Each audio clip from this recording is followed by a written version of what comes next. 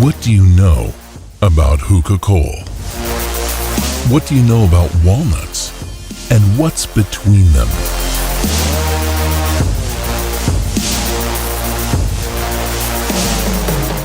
WUGIL charcoal is made of walnut shell. It doesn't crumble. It doesn't smear. And it takes less than 8 minutes to heat WUGIL. The heat lasts up to 2 hours. There are no toxic elements or foreign smells.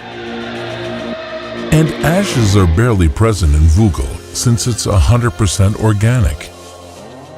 WUGIL charcoal is created out of walnuts for you to enjoy the hookah, not the hookah charcoal smell.